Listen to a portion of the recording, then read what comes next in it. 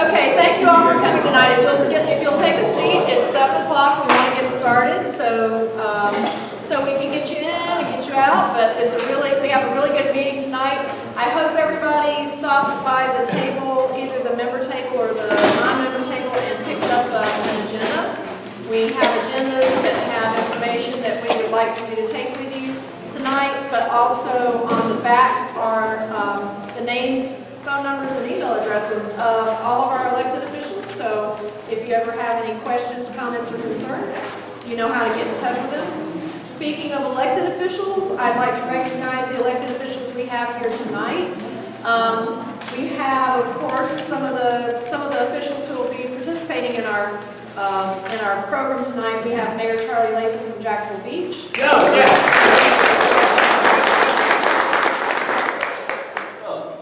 Mayor Richard Reeves from Atlantic Beach.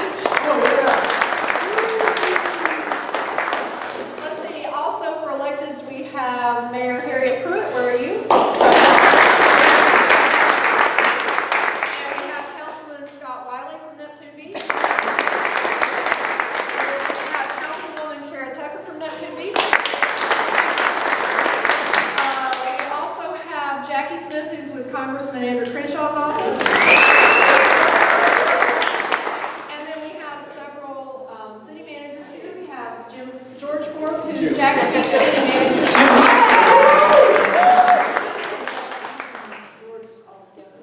And then we also have Nelson Van Leer, City Manager for Neptune Beach. And we have Andy Hyatt, who's City Manager for Neptune Beach. All right, now who have I missed? Our chief. Oh, and then we have the new Neptune Beach Chief of Police. And we also have City Attorney Patrick Krichowski.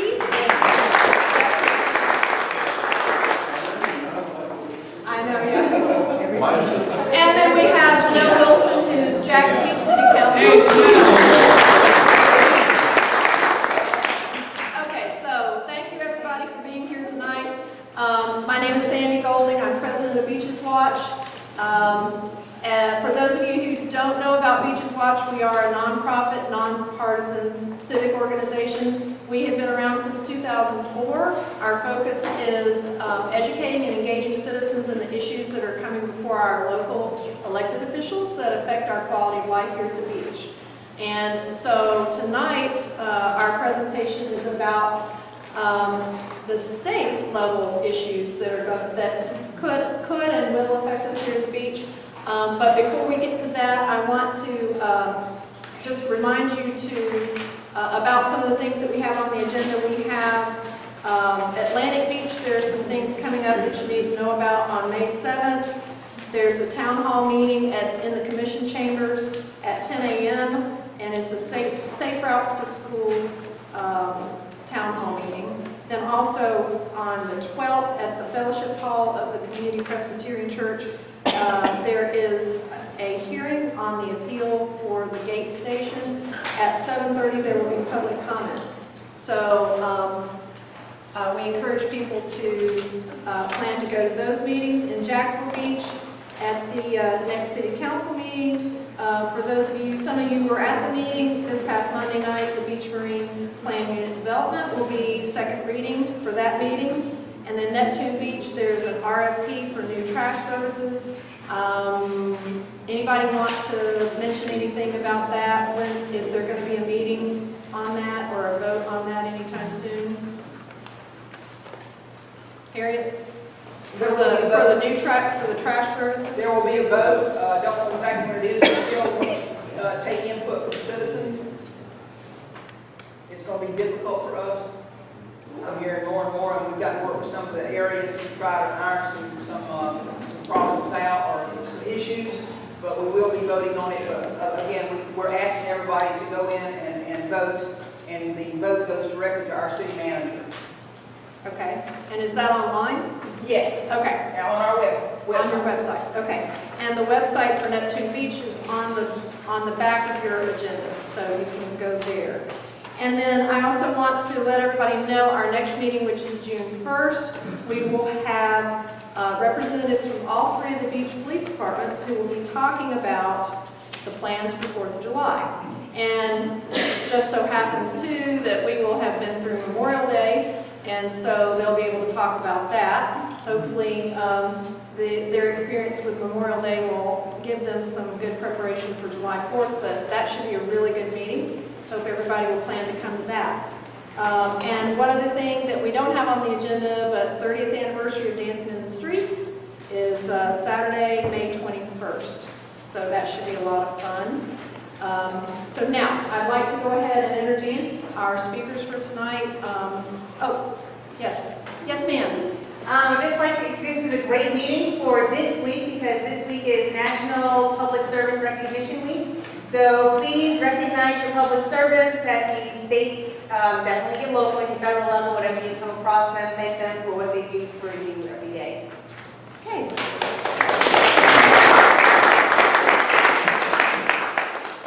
So I'd like to start by introducing George Forbes, who he's going to be the ringmaster of this circus tonight.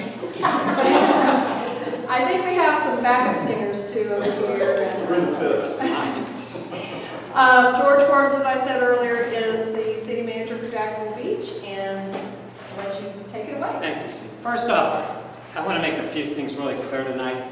One is, you notice over here on these slides, there's graffiti on the slides. That's what graffiti looks like, and that's not from my slides, that's from the Beaches Watch projector here.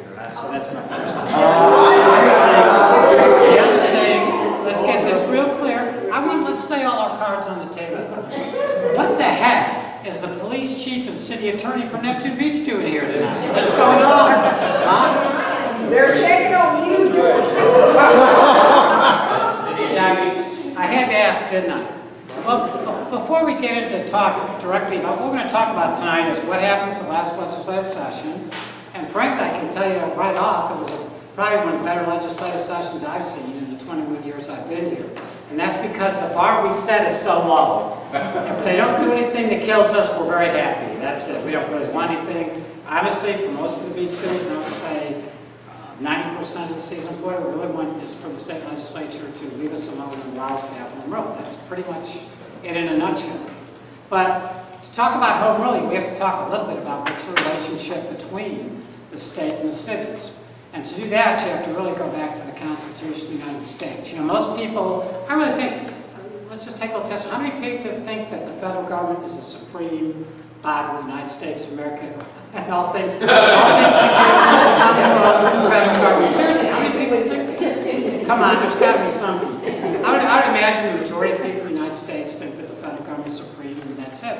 And really, that's not true at all. The Constitution of the United States of America, it sets forth powers given to the federal government. And it says specifically in Amendment 10 to the Constitution of the United States that all powers in the Constitution are not reserved to the federal government, are reserved to the states. So really, most of the power is supposed to be involved with the states. Now the reason for that, when you think about it, is we're a loose confederation of states. We're going to the United States of America. The states wanted to make sure their states' rights were being protected. And these issues about states' rights, it really bugs me. I read in the media all the time, and they act like the states' rights thing is just a bunch of bunkum Southerners. Actually, it's a huge issue across our entire nation. What should the federal government do? What should the states do? And it's really all laid out in the Constitution. Again, if the power isn't expressly given to the federal government, it's the power of the states. I'm not saying that the United States really works that way. That would be a whole other session. But I will tell you that's the way it works. Now, where in the Constitution of the United States does it talk about local government? Nowhere. Somebody? Nowhere. No, well, that's an attorney. Come on. Somebody who's not an attorney? Well, he's right. Nowhere. That's kind of the answer you'd expect from an attorney. Nowhere, isn't it? So anyway, it's true. There's nothing in the Constitution of the United States. Yes, I'm picking on Neptune Beach now. There's nothing in the Constitution of the United States that says a word about local government. And because of that, there was a lot of issues resolving that after we became a nation. And ultimately, it pretty much came down to what's called Dillon's Rule. Judge Dillon was a judge, and he basically ruled that local governments are creatures of the state, and local governments can't do anything not allowed to them to by the state, and the state can create local governments, they can take away local government, they can pretty much do whatever they want. That's why when the state legislature meets, those of us in most cities, especially the smaller cities like we have here, we're really scared, honestly, whenever they meet, because we don't know what's coming down the pike at us. And here's another thing we have to remember. How many people do we have in the state senate? How many people, physically, number of people in our state senate? Florida State Senate, how many people? 40, exactly right. Okay, how many people are in the House? 120. Okay, so it's 160 total, right? So how many of those 160 people represent us? None. Well, that's not true. Jim would say, Jim lives in Jacksonville Beach, he would say the same thing about how many people represent the Jacksonville City Council. Two, that's exactly right, 2. So, okay, there's 160 people, 2 represent us. How much muscle do we have? Zip. Very good. No, that's true. I'm really trying to make a serious point. Very little. Although I will say this, we talked about this last year. At least in our case, we found out that the local delegation, the Jacksonville delegation, which is plus or minus about 22 people, they've been the last couple of years, they've been extremely helpful to us and have shocked me in their welcoming us and ability to take on a crucial issue that we might have. So that makes it a little bit better. But remember that the people with a lot of power, let's take people with a lot of power, they may have 40 lobbyists working for them, and they're not dumb. They don't start when the session starts. They start when the session ends. And they have a whole year, 10 months to work, to talk to legislators, lobby them. Whereas for us, normally, and so when the session starts, usually it's game over. They already have their votes, they already know what they're doing. And so it's a huge, huge effort for us to stop them once the ball is rolling. So another thing you need to understand is how many bills were filed. Just take a guess. How many bills do you think were filed this year? Bills, state legislature, state. 980. 980. Not a bad guess. About 4,000. About 4,000. Not a bad guess. 2,100. Well, 2,100. Wow, that's close. There was 1,814 bills filed. So do you think, honestly, do you think any of us guys can monitor 1,814 bills? Isn't that possible? We actually tracked through the League of Cities 325 of those bills, and out of 1,814 bills, 279 actually passed. That's a real good thing to me. There's not less things out there. And so what I personally do is when we're in session, I come in every weekend, usually late Friday, I get a notice from the League of Cities, and I get a 20 or 30-page document with a bill summary. And I read those bill summaries, and I'm ready to go Monday morning to make phone calls and do what I have to do to get the ball rolling. Because things work that fast there. And it's not like our local governments. Local governments, we work slowly. Even if we have a bill that needs to be passed in local government, we have to introduce it once. We have to publish it in the newspaper. There's got to be at least 10 days before we act on it, second reading. So everything works pretty slow. In the state government, especially at the end of the session, things can work like lightning. And there are things called shell bills, which would be a bill with a number on it that they'll stick legislation in. There can be a train. What they call a train at the end of the session is when they have a bill and they just throw all sorts of other stuff in that bill to get everything passed at once. And that's almost impossible for us to monitor. And when you talk about transparency and knowing what government's doing, I know that sometimes you're not real happy with us at the local level, but trust me, we are much superior in the way we do business and information that you get than at the state, and it's even worse at the federal level. But the other point I want to make is, honestly, I can't read every single bill that affects municipalities. I read bill summaries, not the whole bill, because there are times, and I'm serious, when I may get a phone call and say, this bill's going to be voted on at 3 o'clock in the afternoon, I'd like you to read it. Well, it might be 100 pages. Give me a break, It's right. And then even if I read it, I'd have questions about it, which would never get answered in that short a time frame. So it's a very, very difficult, and for me, honestly, it's a scary process, because there's a lot of stuff hopping up there. And this session, we were able to beat back, I think, really 90% of the bills that really concerned us. So as a result, what happened is, we got our pay got nicked a little bit, but nothing serious like could happen in other sessions. So with that, I first want to talk about bills that didn't pass. Now you're going to say, why the heck would this guy want to talk about bills that didn't pass?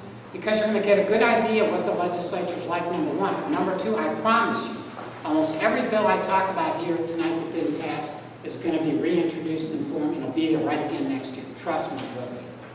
So the first one, I know in the past, and I have my esteemed speakers here, and there hasn't been a huge problem for Jacksonville Beach yet. But I know it's been, I've read it in the paper over the years, it's been, I think, more of a problem for Atlantic Beach and Neptune Beach vacation rentals.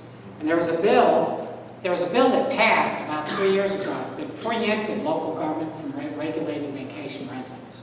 So we can't regulate vacation rentals. Now you're going to say, you might know a city in Florida that does, and you may well, because there was a date that was passed that says, it's about 3 years ago, that anybody that had an ordinance regulating vacation rentals as of that date could keep that ordinance.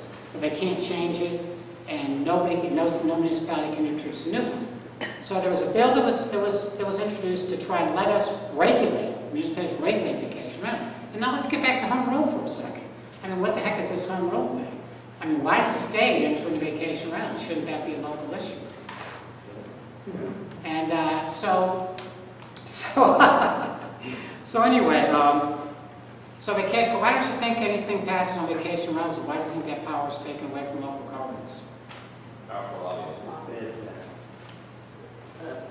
Bed tax, power lobbyists. I think the power lobbyists is part of that. I mean, do you think that the rental industry, real estate industry, is a powerful industry in the state of Florida? Down south it is. So I mean, I'm just trying to teach you. You look for the answers. You know, the answer is the real estate industry is a very powerful lobby. A lot of people don't want that regulated, and yet we're having huge problems in some cities. I'm not saying there's a huge problem with beaches yet, but there's a huge problem in some cities where people are buying very expensive homes and just renting them out all the time. I think technology is also going to be a bigger problem on this as we get to Airbnb and stuff. It gets much more difficult to take care of. And Airbnb and Uber, those are very powerful corporations, and they're not stupid. So that's a problem. I want to ask the esteemed panelists, Mitch, Nelson, is this still a big problem, you think, Harriet? Is this still a big problem for your communities, or is this something that's gotten better? Well, we had somebody renting an Airbnb in a container, a ship container, recently, and had to come down. Can you imagine staying 3 nights in a container that's not much bigger than these 2 tables? There could be a problem like fires and safety issues and things like that. So, How much money were they getting? You're gonna buy a container, George? So what I'm hearing is, at least right this minute, it's not that much of a problem with these cities. But remember, with Airbnb technology, it's going to be more of a problem in the future. And then, you know, we're getting along those same lines. You know, regulation of Uber or Lyft, the taxi industry. You know, I personally think the taxi industry is being treated very unfairly. I have nothing against Uber and Lyft. I've used them. But I think the taxi industry's got a legitimate right where they're regulated. I mean, don't quote me on the exact amount, but I think in New York City it costs about $1 million for a medallion for a taxi. I mean, it's not a joking matter. If you have to pay that kind of money, we're regulating them and these guys because of technology of getting in scot-free. And so there was a bill in there that would have stopped. Right now, local governments can regulate Uber and Lyft, et cetera, but we're not doing a very good job of it. It's a very elusive industry. But there was a bill in there that said that we couldn't could not regulate that industry, the car services industry, and it did not pass. And this is one where I'm a little bit out of step with the rest of the League of Cities anyway in the state, because I really think we need a regulatory setup in the state of Florida for this industry that would regulate insurance, fares, rate disclosure, background checks, and all the insurance. And insurance and background checks are by far the most important to me. And I personally would have no problem if the state would start regulating them. But the state doesn't have any regulations on them, and they did not stop, but I would be willing to bet that's going to come back next year, and at one point people would have a statewide standard for Uber, Lyft, those type of services, or they're going to continue to allow a local government to regulate them. I personally think in time there's going to be a state regulation, and I'm not sure that's a bad thing. What do you guys think? Anybody here? Any of our esteemed panelists have an opinion? George, I have a question to you. The last 2 topics you gave.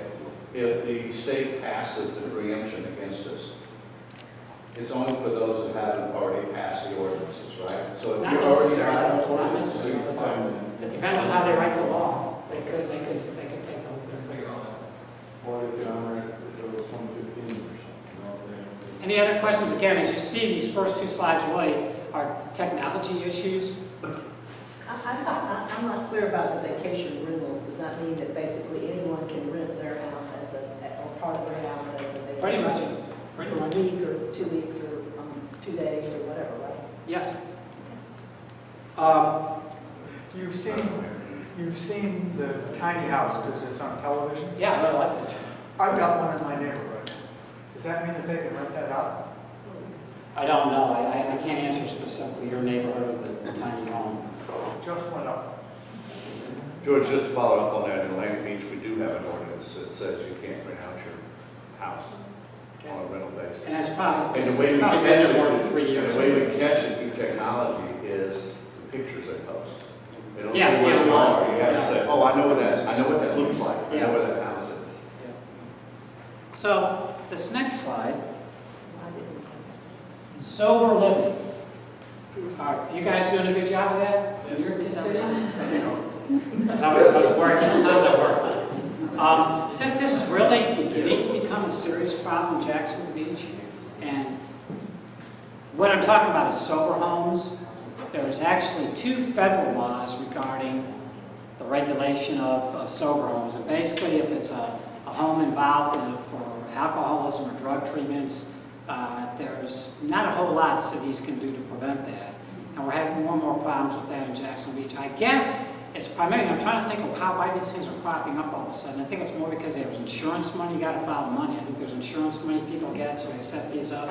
And so they can go and, we've had them go on very, First Street, best neighborhoods anywhere, Ocean Views, and start setting up sober homes in Jacksonville Beach. And there's not a whole lot we can do about it as long as they're not violating our zoning regulations. So there actually was a bill this is good, let me just read this. A bill that would regulate sober homes. And basically, they're after corruption in the sober home industry. This industry has had a lot of corruption in terms of patient brokering, insurance fraud, urine testing, kickbacks, all sorts of things. So it's become a very corrupt industry, some would say. And so there was a bill regulating sober homes and substance abuse services, and guess what? It didn't pass. So what they did is they passed a study. They're doing a study this year to see how they might be able to improve the industry. But even on top of that, remember, there's 2 federal laws. So again, sober homes are becoming more and more. Do you guys have that problem out in your cities? So you don't have any sober homes? Yeah, well, wait. Andy, you're too new. Go down First Street on 4th of July.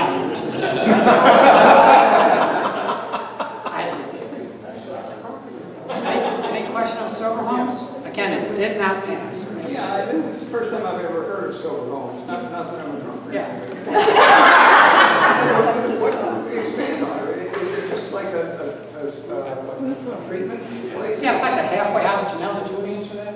Yes, we had a house down in Duval Drive on the ocean that this company brought all these people in and they only had to take them to, and I know one of the individuals because they called me looking for a place, but they would take them to treatment or to a daycare type thing once a day, and they got all this insurance money.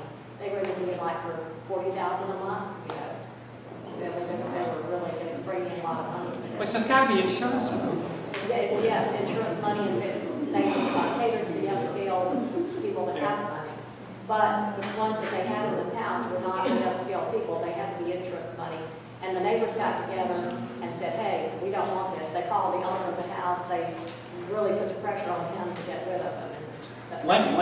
One good thing that just happened within the last 2 days is they're having a lot of really huge problems with this in South Florida too. And some of the mayors in South Florida got together and they got the director of HUD, Housing and Urban Development, down there to meet with them.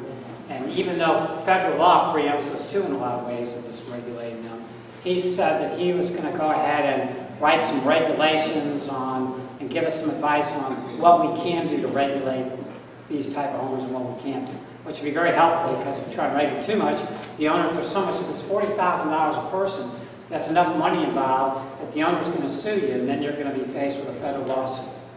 So, did you have anything else you wanted to add, Janelle? I can add something. No, it's just that if we have regulations that regulate the number of unrelated people in a Yes. household. We do that, and we try and enforce it that Language way. does, and I'm not sure about next year. Yeah, that's how we're trying to enforce it, but as you know, it's very difficult. You know, we go up to Mr. Shields, Mr. Shields, is there more than 4 people living in your house there? No, there's not more than 4 people. And one time, sometimes you citizens get miffed at us, we're not enforcing something, you forget we have to have something called evidence.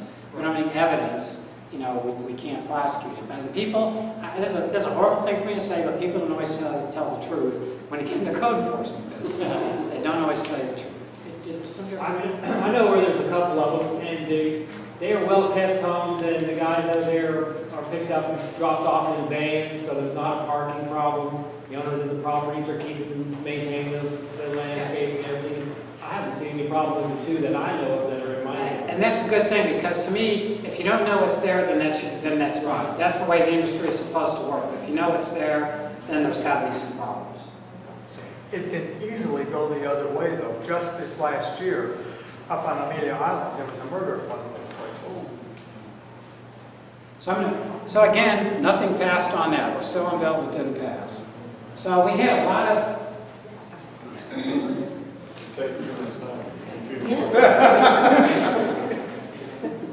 Has nothing to do with it. so we had a lot of regulations proposed regarding guns. One of them was one that said that, you know, if you didn't have to have a concealed weapon. Right now, you can have a concealed weapon permit. It said that you could what they call open carry guns. Apparently, there are a lot of states that allow you to open carry guns. That bill did not pass. And while we're on that same thing, the sign says carrying a handgun or other weapons prohibited on campus. There was a bill that said you could carry weapons on campus. There was another bill that said you could carry weapons in council chambers. So right now, so anyway, Charlie, why don't you give a little bit more of a discussion about this? Where are we in the state as far as regulations regarding carrying of weapons, and is there anything cities can do about this? Yeah, this is actually one of the. Why don't you stand up and face the audience?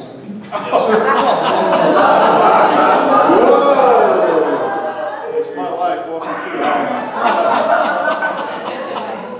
it. This is one of the primary issues for us, and it's a great example of home rule and why it's so important.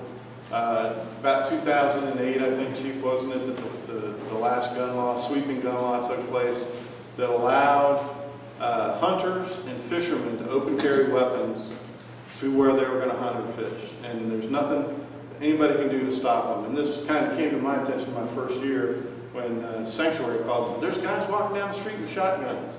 So I called the chief and said, quick, get down those. And he said, well, calm down. We're not allowed to intervene. If they're going to or from or engaged in fishing or hunting, they're allowed. So guys will actually carry AK-47s out on the pier. It's the gospel truth.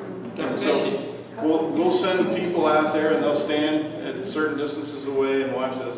And people will call us and they'll just be horribly upset. But the problem is the state took away our ability to enforce it locally, to enforce our own gun laws or restrictions. And let me tell you how bad it is. If you do in fact intervene as a law enforcement officer or even elected official or staff member, you will be personally fined $5,000. So they've made it punitive if we try and get involved with this. So, you know, we're going to talk about several things involving home rule, and this is most definitely one of them where, you know, home rule is so important for us. And this is why it's important for us, this kind of thing to happen.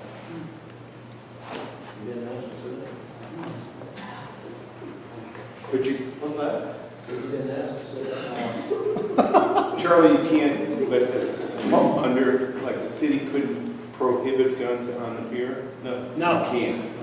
And the law also says that if we use the opinion of our attorney, we can't use that for our defense. Right. You know, Just so kind of. and I've never heard of it. I don't know of any other bill in the state of Florida that's got that wording. So basically, we don't regulate guns. We can't regulate guns. People try and challenge us during special events, the air show, everything about it. There's not much we can do. Yeah, So, Yeah, exactly. for about 10 years, there's been discussions going on in the legislature about a cancer disability presumption for firefighters now. Firefighters, and I believe policemen too, already have a presumption for heart disease. And what that means is, if I'm a policeman fireman and get heart disease, it's presumed it happened because of my job. And we have to prove it didn't happen because of your job in order to not have that be a workers' comp claim. And that's very difficult to do. Well, going back 10 years, I remember having discussions with Jim King about this when he was a legislator. Now it's back. There's a cancer presumption that the firefighters would like to have. And it's only certain types of cancer. Our concern as municipalities is just, what the effect of that would be as far as workers' comp and being able to presume. And none of us have a problem if a fireman really got a disease or cancer because of on the job. None of us have a problem with paying for that. But sometimes they stretch the net so broadly that it's really hard, difficult to tell that. But I guarantee you, that failed. The capital bills that failed this year, I guarantee you they'll be right back up next year. And then I'm going to kind of go a little quicker through some of these to get to the bills that passed. There's a bill I actually was in favor of reducing the sales tax for commercial leases. We must be one of the few states that has a 6% sales tax on commercial leases. 7% Duval County. Yeah, so there was a bill that would reduce that just 1% on the state part of that. It did not pass, which is kind of surprising me because the governor and legislature were big on tax reductions, and that one seemed to me that would make a little sense, but that did not pass either. Then we also had one. This is very contentious on municipal elections. This is one of the big battles we fought and won. There's a bill passed that wanted to tell every municipality in Florida, all 410 of us, and 67 counties when we could have our elections. Now, I don't know, has that ever come up as a big deal in the state of Florida? I don't know of anybody.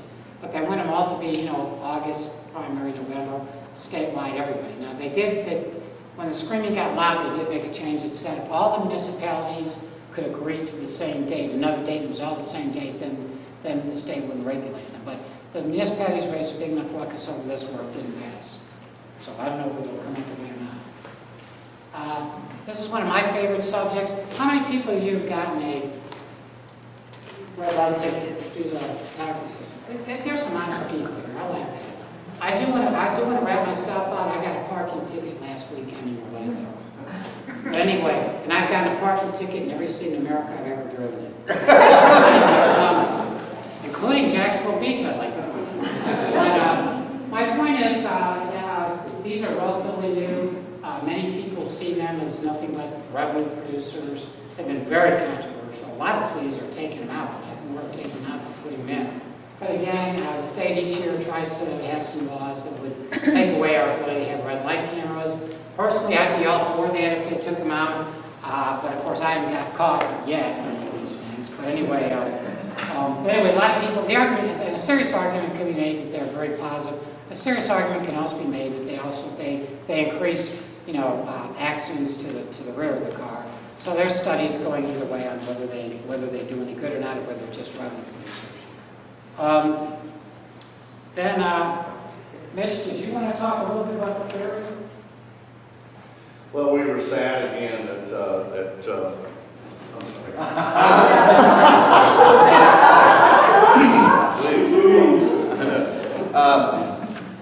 We were sad again that the governor vetoed $1 million for us.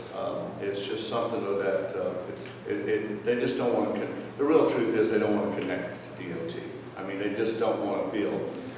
But we were looking for it to come through a back door like it did before it came to the port last time. The good news is with the ferry, we're going to move forward with that. It's at the right home where it's supposed to be right now, and we just got that $6 million. But it is in the perfect place to be. But the governor just got mad, and you know what? I'll openly say this: sometimes it's all about politics. Sometimes they get mad at people in the local area, and so they just don't want to fund it.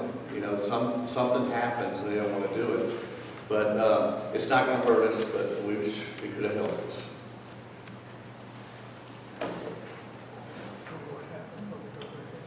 So fracking is a big national concern. I mean, it's big pro and con. The pro is it's certainly given us a lot of less reliance on the east, and it's helping us reach some energy independence. There's a lot of concern about fracking also, so here lately we're talking about fracking. This is one of those, again, it's a home rule issue, and this year there was legislation supported by and sponsored by Representative Ray Rodriguez down in Lee County, and co-sponsored by Senate President Pro Tem Richter, also in the Lee County area. And it was one of the most fascinating things I saw this session because it was very aggressive, it was very spirited by Representative Rodriguez. And even though people would counter all his discussions about the benefit of fracking against the disadvantage of fracking and potential dangers, he never let up 1 minute. Eventually, it passed the House, which scared the bejesus out of me. And then the Senate sponsor, President Pro Tem Richter, pulled the bill, so it died. So we were fortunate, and in Jacksonville Beach, we actually went and followed suit from Atlantic Beach and Neptune Beach and drafted a resolution to the governor and the legislature telling them that we feel very strongly that fracking shouldn't be allowed. The way the bill was written, you would still be protected because it gave you the right to zone appropriately so that you could keep it from happening. But the bottom line is it was more important for us to take direct control and keep it out. Now, one of the things that George didn't mention about the 120 legislators and the 40 senators, they're two very different bodies. They have very, very, very powerful chairmen in each of these committees, and the chairman of each committee can refuse to see a bill. If they do that, it's dead. One of the bills that I've been working on for a long time for my industry is text while driving, taking that from a secondary offense to a primary offense. There's one chairman in the House and there's one in the Senate that believe in personal rights, absolutely refuse to see it 3 years in a row. It's just gone down because that individual says, so we got to wait for term limits to come, maybe we can make sense of it. But of those 40 Senate, what is funny, I heard this year, it's a perfect analogy. The House, 120 members, are very much like the military. There's a hierarchy, there's generals and colonels and sergeants and foot soldiers. The Senate is like 40 Somalian warlords. And each one of them has their own agenda, they got their own power, they got their own thing they want to do. And to watch those two houses work together, it's fascinating. It really is. Well, this is being videotaped, so I hope Yeah. nobody shows it to any of the Senate. And my name is George Ford. So the bottom line is the bill that would have prevented local governments from regulating fracking did not pass. So that's a good thing. It'll be back next year, trust me. Okay, there was a bill also in South Florida. Miami Beach had passed a bill that didn't allow styrofoam on the beach. That got to be a big whoop-ah at the state legislature, and a bill did pass. We're talking about bills that passed. The bill did pass that says, okay, if you passed a bill, no styrofoam on the beach before January of 2016, good, you can keep it. But nobody else can do it anymore. Charlie, hey, what do you think of that? Well, it's another example of the destruction of home rule. And what happens a lot of times in this particular instance, the manufacturing lobby was very strong, and the cost of those bags is so very small, it's just cost effective for them to do it. I'm actually on the recycling summit for the state of Florida through the different agencies I work for, and we're actually building a coalition to provide incentives for Publix and Target and everything to maybe set a pricing structure that'll give you a discount for having canvas bags.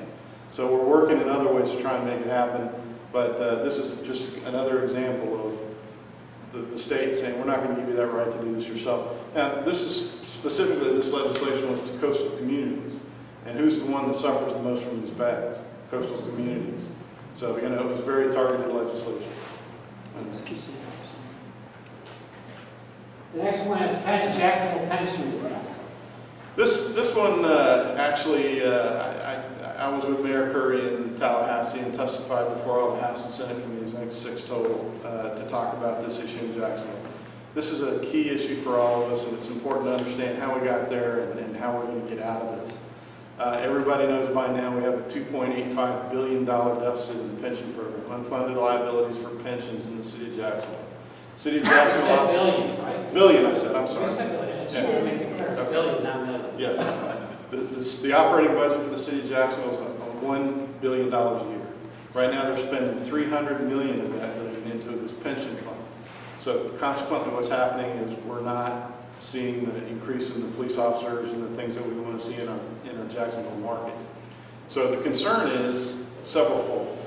But right now, Mayor Curry and his team have, I thought, put together courageous legislation to address this head-on by extending our half-cent sales taxes due to expire in 2030. It's part of the Better Jacksonville tax. And what they agreed to do was it had to be passed by the House and Senate, signed by the governor, passed by the Jacksonville City Council, and now it goes to referendum of the citizens of Jacksonville. So we get to decide whether or not we do this. Here's what's important. If we do this, it's going to have a direct and immediate impact on our pension. It's going to take a lot of heat off. We're going to be able to use some of that operating money in Duval County to fund more police and firemen, and it'll be very helpful. If we don't do it, there's really two options available to us. Number one is an ad valorem tax increase. Now, even though we live at the beach, each of our beach cities pays a percentage of our ad valorem tax increase to Jacksonville. In Jacksonville Beach, it's 30%. So, they can control that millage rate, and they can have an impact on homeowners as an option and make it pretty expensive. During the process of these testimonies, one of the senators asked Mayor Curry, do you know of another city in the United States that's closer to bankruptcy than you are? He said, no, I don't. So option 3 is bankruptcy. And if we don't take corrective action to do this, you're looking at 3 to 5 years probably the city's going to declare bankruptcy. If they do that, you can expect all your property taxes to double. Not your millage rate, your property taxes to double. So this is critical. It's coming through, and George and I have met with the mayor and Sam Lisa several times. The mayor's being very upfront about the fact he's going to be fair and equitable with us, and that we're going to work together to find the right mix to make this happen. And when it comes to the public, which will be happening shortly because it's going to be voted on in August at the primary, it's going to come to you for a decision. And keep in mind, look carefully. There's going to be a lot of information coming out publicly. If we don't do this, the options are horribly worse. So, most of us are used to paying that half-cent tax, and there's no kind of, you don't feel the burn of a new tax if you just extend it. But if we take the other two options, then there's going to be a dramatic impact on your taxes. Yes, sir. Charlie, is there any legislation, if we get them out of this mess, to prevent them from getting back into the mess? Well, there's legislation that prohibits, and this is being done at the city level. One of the concerns the senators had was if we pass this, what's stopping 2 terms from now, another mayor and a city council come and say, we want to use this. Well, they're going to go ahead and write legislation as part of this initiative on the referendum that would prohibit that from happening. I think Jacksonville will be in pretty good shape once this is set up. I think it's been a very painful lesson. I gotta be honest with you, I have tremendous respect for Mayor Curry and his leadership in this, because the man is investing 100% of his political capital to fix a problem that he didn't create. And he's standing up and he's doing the right thing, and that's why we're all standing up with him. At least I'm standing up with him. And yes, sir, Mike. If this passes, since the beaches have their own pension plans and stuff, would we get back that percentage of the sales tax to go towards our pension plan? Well, the way that the legislation is written is that there would be a pass-through on a population basis that would be only able to go to our pension funds. Well, most of our pension funds are funded greater than 80%. So we may not be eligible for that money. So what we're doing right now is that we're in negotiations with the city, and we're working with Neptune Beach and Atlantic Beach to go out there with a couple of different proposals. Mayor Curry has said on 3 occasions he completely has committed to fair and equitable treatment. So we're finding that right in that mix now, Mike, but I'm confident that we'll get there. Jacksonville Beach is in pretty good shape financially. Yes, sir. For years, we've had a problem with training our emergency services, police and fire, and then having them go to Jacksonville, because Jacksonville promises them a lot. And it turns out that Jacksonville can't deliver what they promise. When they come back. Now, why is that our problem?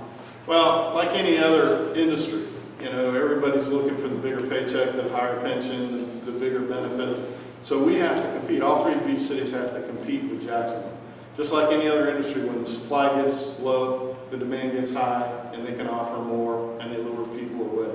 It turns out they can't offer more, though. Well, they offer do. what they can't pay for. They offer things that necessarily, soft cost values, like having the vehicles to take home and take for longer distances. And, there are lots of things, Jim, that they do to get them over there. We've had a few go and come back. and that's not uncommon to. Just to make a long story short, basically, the past 10 years, we haven't had any firefighters go to Jacksonville. We've had very few police officers. We are afraid that we're going to, because they're now starting to hire a lot of police officers, we're afraid we might lose some. That has not been a big problem. It was 20 years ago, 15, but not lately. George, Let me- I'd like to say something on this real quick. Mayor Latham's correct. I want to say that I also went over to Tallahassee and supported. Mayor Curry has taken a tough stance on this. And I can tell you this, he is working with us in all three, and what's exciting about this, I'm not sure about the boat trip, but that's something else. But our city managers were all the three cities together, and this is Mayor Latham's words really, is that we're three separate cities but one community, and I'm quoting that from Mayor Latham during his campaign, and it is correct. And this pension plan is that. We're working together as three cities. We're not going in individually like we did on other things. We're going as a team to go in here. And I tell you, I can only speak what the experience I had. I had a meeting at City Hall Monday, and the staff, San Lucia and Carrie Stewart and them, they're all working very close with us and they're staying with us. And I tell you, Crescent Benny said the best thing about this. Keep your ears open for this because it's so important. It scared me that if they don't push with this pension and get it passed by 2021, something like that, they're looking at a $421 million debt. You will get taxed. We will get taxed. So it's very important. But I love what Crescent Benny said. If you read in the paper, it said that the mayor needs an elevator speech. Crescent Benny at the Finance Committee, when I went down there and listened to him, he said, yeah, but it's going to have to be a really tall building. And he made a pretty good point. So don't get off on the floors. Stay on the elevator for the whole building and watch the whole overall picture because it's important. I'm going to try and go a little bit quicker on some of these slides because we're getting short on time.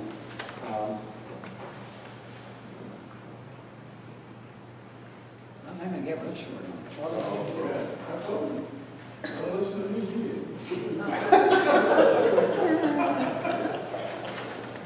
It's like the, Yeah.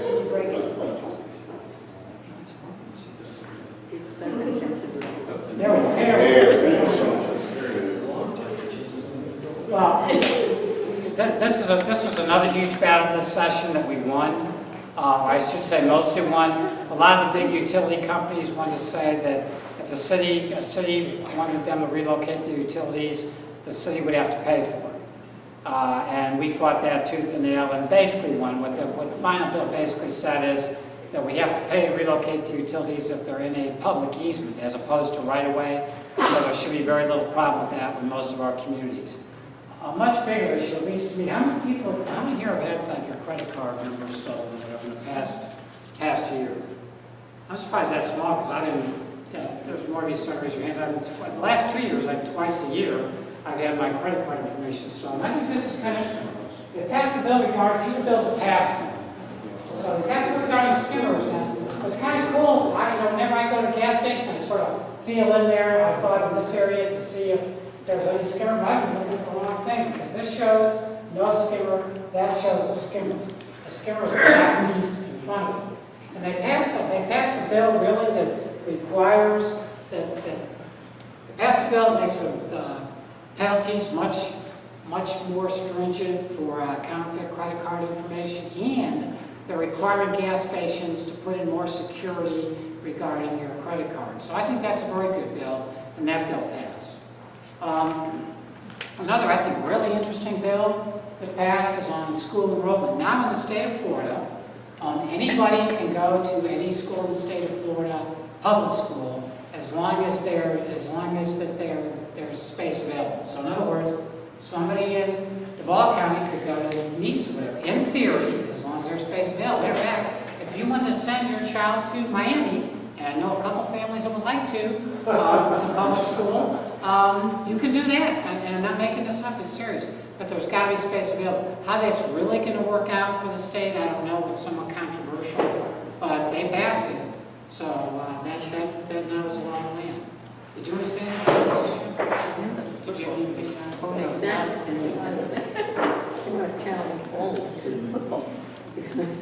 Another one we looked at this a little bit. This is really one In many communities, we've had some concerns here too about neighborhood gun ranges. Remember, Charlie talked about that law that said we don't regulate guns, period. That total authority was taken away from us about 4 years ago. So, you can carry your gun on the pier, as Charlie said, carry a AK-47 here to shoot fish, be my guest. You can't stop. But right now, in the past, I've had some real problems with this guy. Most of you don't know, this is Danny Hyde down there in Neptune Beach.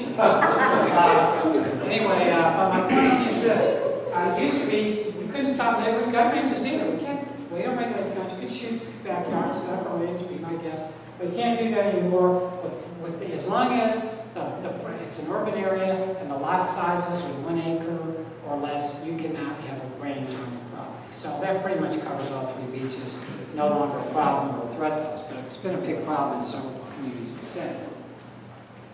This next bill is real important to us. We hope that we can use some of this, but they passed we had a constitutional amendment, Amendment 1, about a year, I think it was 2 years ago, and it said that a certain percentage of the stamp taxes had to be used to purchase environmentally sensitive land. That's been real controversial because the state's trying to use that money, in my opinion, for other purposes, for water and sewer projects and lands and things. There's a lawsuit, I think, still in place now about that and whether they're using the money legally. The state hasn't shown any great concern about that. But they did pass a bill to try to implement that stamp tax and money to purchase lands. And it said it designates either 25% or $200 million, whichever is lower, for state land acquisition trust fund money. However, this year they designated almost all that money to go to the Everglades. The Everglades, Lake Apopka in Central Florida, that's it, nothing in our area. Jackson Beach has a lot of interest in that because we'd like to purchase at least a piece of the Taylor property by, if you go down to Jackson Beach, if you go to the boat ramp in Jackson Beach, we'd like to purchase some property out there for preservation of the purposes. So we're looking at that very closely. There was a bill passed regarding corruption of public officials. And I'd like some of the attorneys here to help me on this because I had a session on this yesterday. No, Janelle, they're not indicting me. It has to do with, we had an ethics class yesterday, a Flyers ethics class, it's required by law that we take. Anyway, the main change is they can convict a public official for public corruption if they knowingly and intentional actions rather than corrupt acts. Evidently, it's very hard to convict somebody for corrupt acts. Let me give you an example. It's pretty hard to prove quid pro quo. They think that, remember that Virginia governor that got hundreds of thousands of dollars from somebody who needed something passed by the legislature, and it passed, and gave, of course, what the governor said, Virginia said, I got this Rolex watch, just a friend of mine, I got all these trips, he's just a friend of mine, there was no quid pro quo. I wasn't doing anything intentional. Hey, things happen. You're always my friend, what am I supposed to do? Which we all think is kind of ludicrous. I mean, if somebody gives me a Rolex watch, go ahead and give me one. I can get you one. I'm going to expect that somebody wants something in return, like, right? So anyway, so I guess they say that using these different terminology rather than just corrupt acts, they knowingly did something or intentionally, they can be found guilty of that. Does anybody want to help me on that? Any of our 2 attorneys? I'm not sure I truly understand how that changes a lot. That's part of the debate, but a mens rea requirement, when we were trying to prosecute public officials in Virginia, just like you said, under federal law, if you have a gift over here, and you have an action over here, you have to prove the nexus between the two. What Florida did was make it easier and weaker the nexus that you have to prove between the two, so that you can nail more corrupt officials with corruption, so that the proximity, just the time of the decision and the time of the gift is close enough, that's sufficient. Yeah, I think that makes a lot of sense. I mean, as a layman, I would think corrupt acts is pretty simple to find all, but it's not so easy because it's very hard to prove somebody's intent or, we did this for you to get that. And as we talk about code enforcement, when people are under the gun, they don't always tell the truth, and that sometimes can be difficult to find. So that, to me, that was a very important bill to pass. And then, just to remind you, there's actually 3 constitutional amendments. I think these all go for a vote in August. One is just regarding further exemptions for solar energy or renewable energy type devices. Please read up on that, make sure to vote in August, and make sure you know what you're voting on. I didn't see any problem with that. Florida homestead exemption. This is for an additional homestead exemption for seniors. You have to be over age 65, you have to have lived in your home 20 years, there's an income limit. All 3 beach cities have adopted this, but I guess there was some finer points legally they wanted to clean up in the act, so this is no big deal, it's something we're already doing, but please vote for it because it kind of cleans up what we're already doing. And the third one, there's a bill on there about solar power. I haven't really read that or studied that extensively, but from what I can tell, I don't see any problem with that. So, what I want you to get out of this really though is, the bills that don't pass are very important because I guarantee you almost all those bills are going to come up next year. We feel real small, and we are. We do the best we can to fight together to do the best we can for our communities and state. But it's a very difficult road to hoe up there because I know sometimes citizens don't think we listen to them, and honestly, we sure don't think many times the state legislatures listen to us. So it's a very hard road. We're very lucky in Jackson Beach. Again, the 3 beach cities the same. We watch the legislation very carefully. We're also very fortunate that Charlie, through his job, is up there almost the entire session. So when I have a problem or something, I can call him up. We do also have another group that helps us up there in the Florida League of Cities.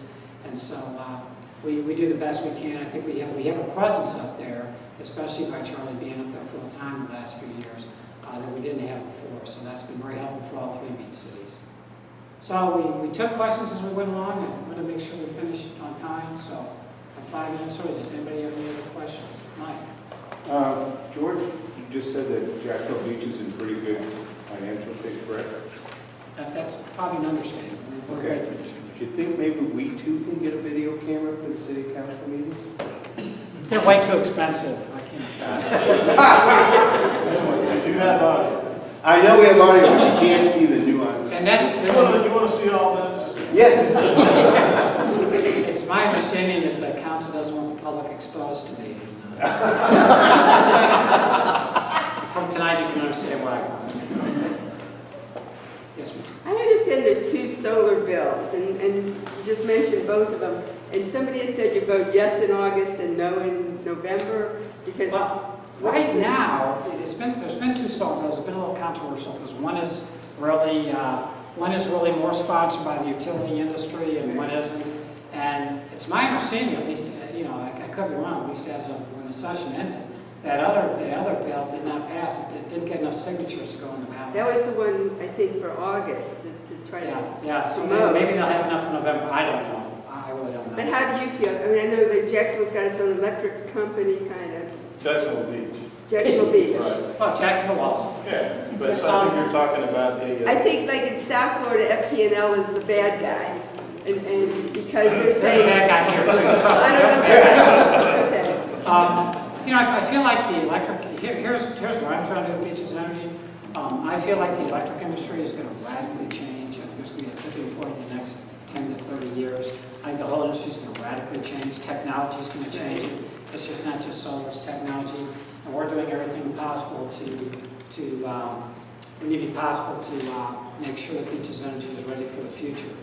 I think naturally there's some in the utility industry that are trying to hold on to protect their turf. That's natural. Any business would do that. But I think at some point, no matter what we do, technology is going to overrun us, and there's going to be massive change. I do also think that there's some really, some people would disagree strongly with me, but I think there's also some real changes happening. GAA's been getting into some trouble lately about net metering. Won't get into that, but I think GAA is absolutely right. They're trying to own net metering because people without solar power right now are greatly subsidizing people with solar power. I think that was okay in the beginning, but as the prices have come down radically for solar power, I don't think we need that subsidy anymore or that alternative. So it's a very complicated issue. Ultimately, no matter how the utilities try and protect their positions, technology and what I call distributed generation are going to prevail and knock them off their pedestal unless we're ready for the future. So that's what we're trying to do. And I don't think any of these bills in the long haul are going to be as relevant as just the changes in technology really going to make the industry either move quickly or die. Are we trying to encourage solar power in Jacksonville Beach? We do encourage solar power in Jackson Beach, but probably at this time too much because we do the same thing GAA does. We give people, if you have solar power and you're selling any back to the grid, that's us. In other words, you're not using it, it's going back to the grid. We give you the retail rate back, which means that you're getting not just the value of the power, you're getting not just the value of the solar power, but you're also getting the value of our operational maintenance costs. But you still need the grid. This is the unfairness. You know, at nighttime, you're still using the grid, you know, and we're your backup power, we're the grid. And even with all these technological changes, I think you still need the grid. You know, be much less dependent on it, you're still going to need it. So what's happening is they're not paying their fair share of the grid, and all the other customers have to pay for it. Or remember, we buy power. We've got to buy power for the most you need on the worst day of the year, and they're not paying for that. So I think there's some, you know, the solar industry people would, you know, jump all over me for saying that, but I think it's the truth, and I think there's an equity issue here that we're interested in.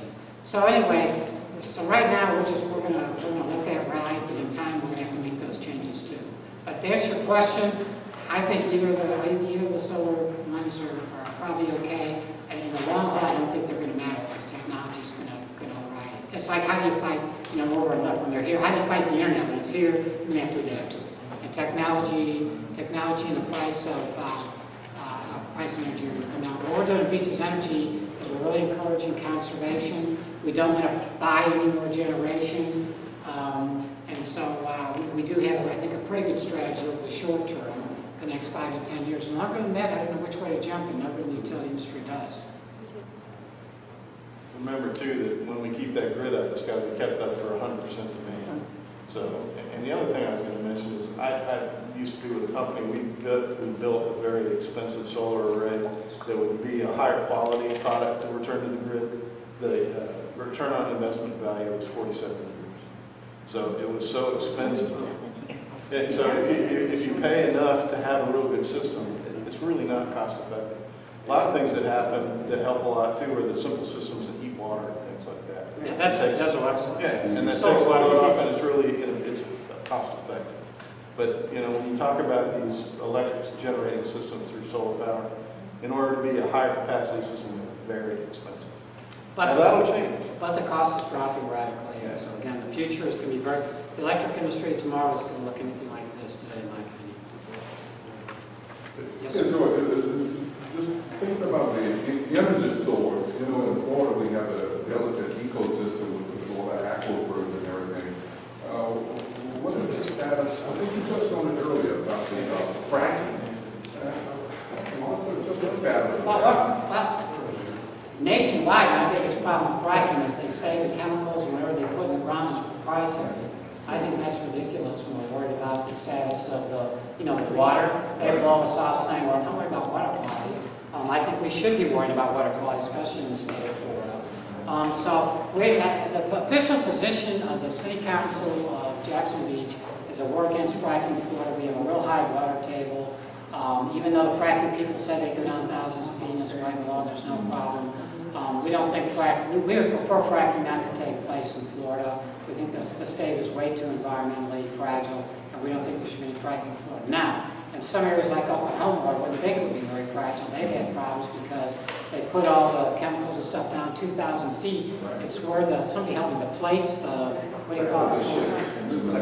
Yeah, the tectonic plates are, and they've lubricated the tectonic plates, and they've gone from like 20 earthquakes here to 100. And so there's a lot of unknowns about it. You know, as a whole, I'm for fracking because I think it's been good for the country and our economies. But I really think it should be looked at much more closely and regulated much more closely. And the part that makes me the maddest is when they say, we're not going to tell you what chemicals we're putting in the ground and how we're doing this because it's proprietary. I don't buy that. And I think we need to worry about the environment. I think we have a tremendous problem in Florida. I shouldn't say that it came, and it really makes me angry that we all move here and people come here because of our beautiful, beautiful environment. I think Florida is just such a fabulous state, and yet I don't think we care enough about the environment in the state of Florida. I don't think it's been a big enough emphasis. And someday people aren't going to come here if we ruin it, and I'm very afraid for the future. Hey, Joe, can I copy one? There's one thing that George did not cover, any of us did, about passing laws in Tallahassee. But it's something that if you leave here tonight and think about this, is when you talk to your senator or your representative, not just here at the beaches, but in all involved play, stress this: stop passing laws without financing for us. Don't put the burden back on our taxpayers to have to find the money to pay for something you passed. That is so important. So really, really stress that, because many times they'll try to pass something, but they don't give you funding how to do that. That burden comes back to each and every one of us, and that's important. And keep in mind too, that 90% of these bills that George told you tonight that didn't pass, they'll be up on the floor next year. So pay attention. We'll put some information out periodically on the website and, let you know when there's real concerns. But the Florida Senate and the Florida House both have very, very good websites. You can put a word in there that search like fracking. It'll take you to the bills. Then you can follow those bills and they'll email you every time they go through committee, every time there's a vote. So it's a good system. It just needs us to watch it.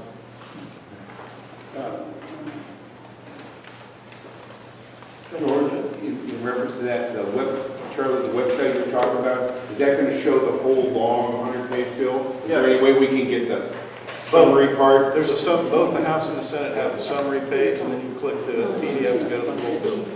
Okay. Okay, so anything else anybody else wants to add here? Atlantic Beach, Neptune Beach, okay. Well, we want to thank you all very much for your